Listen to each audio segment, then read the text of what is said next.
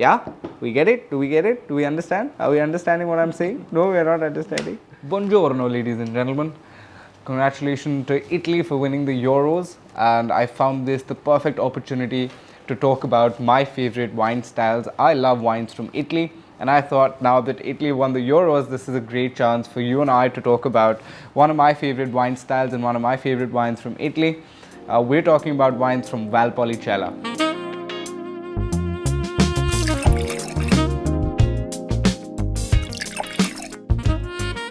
As you can tell by our surroundings, we're surrounded by books and everything. So today is going to be an informative session. It's going to be one of those technical sessions, but it's going to be a fun one. So stick around and you'll enjoy yourself.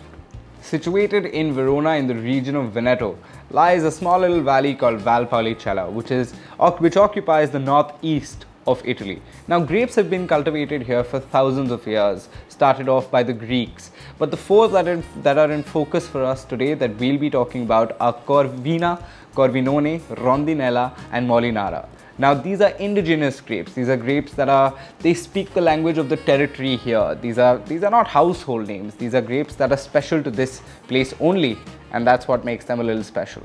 There are four main wine styles which grow here. The wine that you see in front of me is called the Valpolicella Ripasso. Now, before I kind of get into the Ripasso, I think it's very important for us to understand how other styles of wines are made, because this wine kind of is an amalgamation of all of those other wine styles. Starting off with is the Valpolicella Rosso and Superiore. Now, this is a basic wine style, not very different from how any other wines across the globe are made.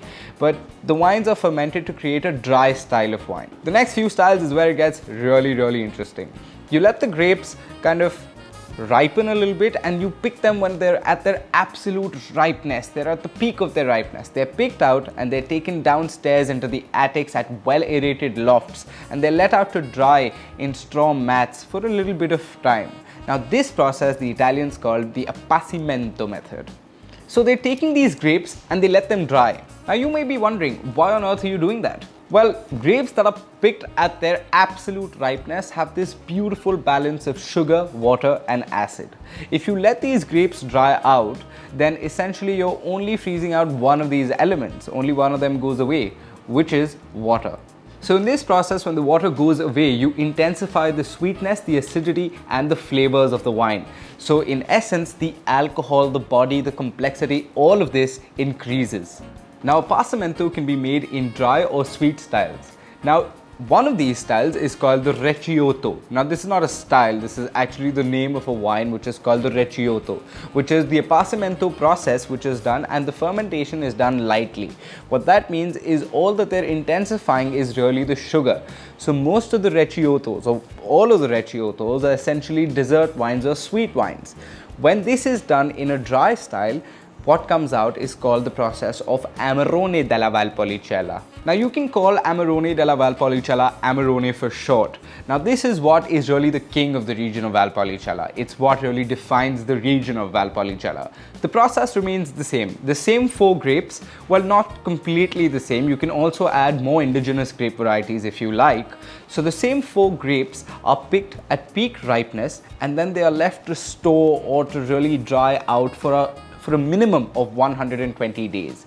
Now, this doesn't sound like a lot, but trust me, it is a lot. What 120 days can do to a grape is actually really intensify. It makes it like a raisin. So even though I've said it's like a raisin, but it's actually very muscular, very flavorful, high in all alcohol, all thanks to this process, which is called the Appasimento process for Amarone della Valpolicella. And now I want to talk to you about another process, which is the kind of wine that we're drinking today, and it says right here, Ripasso. In a process of Ripasso, we take a Valpolicella Rosso or any other base wine and we repass the pomace of an Amarone or a Rechiyoto. Now, you're probably wondering, what has he just said? So while making an Amarone or a Rechiyoto or any part of winemaking, what happens is that the final press, and the press is where the juice comes out, a winemaker uses the skin, the seeds, the stems to kind of just crush it so that the juice comes out for extraction of flavors and tannins and all of that. What happens here is that instead of normally throwing away that pomace, they use that pomace and they filter it, not filter it, they ferment it with the juice of the base wine in this. Let me explain it to you this way. If you're making a cup of tea, you put a tea bag in the tea for a few minutes, not even a few minutes, you put it for a minute, and you kind of have a drinkable tea, a tea that you normally like or have.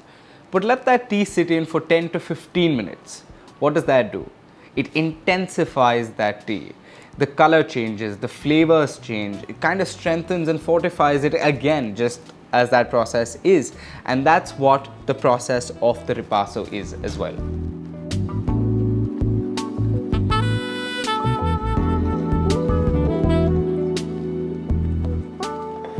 Famiglia Pasqua has been making wines for over 300 years now, and I think this is the third generation winemakers that are making wines in Verona.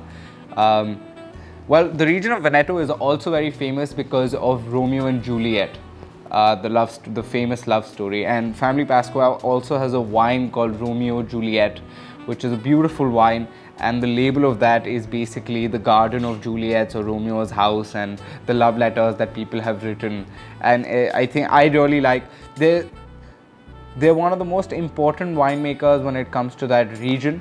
They've made some unbelievable wines, and I'm glad that I'm drinking one of their products today.